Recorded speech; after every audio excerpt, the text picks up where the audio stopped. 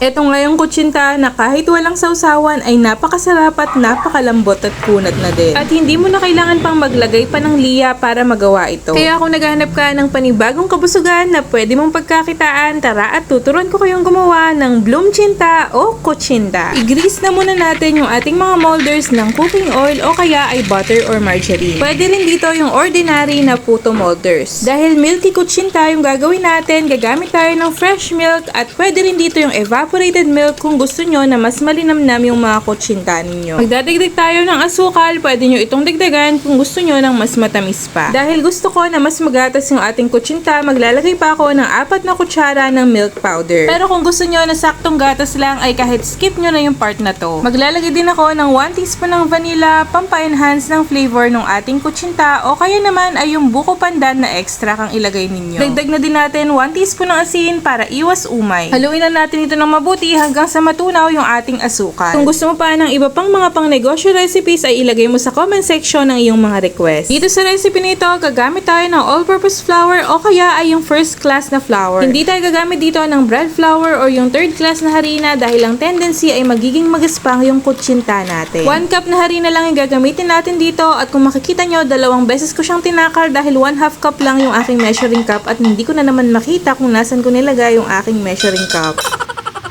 Ito naman yung sikreto na nagpapakunat sa ating mga kutsinta. Ito yung tinatawag na cassava starch o yung tapioca starch. Ito ay nabibili sa mga grocery stores, sa mga supermarkets, o kung wala naman ay pwede nyo tingnan sa mga baking supply stores. Pero kung wala pa rin kayong mahanap ng cassava starch or cassava flour ay pwede ko rin kayong turuan ng kutsinta recipe na hindi ginagamitan ng cassava. Pagkatapos haluin ng mabuti, kailangan pa rin natin itong salain para masigurado natin na walang buo-buo doon sa ating mixture. At makikita nyo naman na kahit halong-halo na yan ay meron pa rin maiiwan na buo-buo.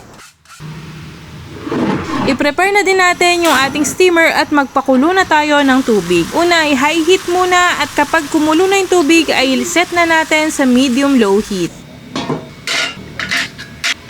Importante na haluin muna natin yung ating butter bago natin isalin sa ating mga molders dahil kapag hindi natin ito hinalo, ang tendency ay lulubog yung ating mga kutsinta o kaya ay hindi magiging maganda yung texture nila.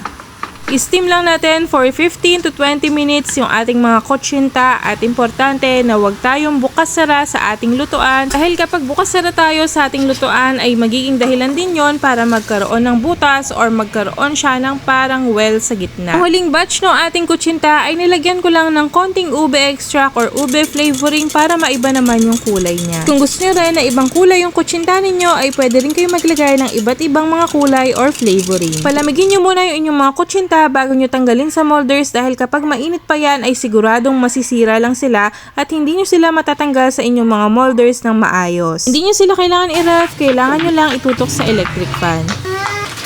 Para naman sa ating toppings, magtutusta lang ako ng desiccated coconut o yung pinatuyo na sapal ng niyog. Lulutuin lang natin ito over medium-low heat hanggang sa maging golden brown yung kanyang kulay. Ito kasing desiccated coconut ay hindi madaling mapanis, hindi katulad ng fresh na niyog. Pero kung gusto nyo naman na yung fresh yung gamitin niyo ay pwede rin. At syempre, hindi makukumpleto yung kutsinta natin kung walang yema dip or yung ating dulce de leche. At pwede rin kayong gumawa nitong dulce de leche sa bahay dahil isa lang yung sangkap nito. Kung naghahanap ka ng pang-negosyo recipe na madaling gayahin at madali ring hanapin yung mga sangkap ay eto na ang sign para gumawa ka ng kutsinta.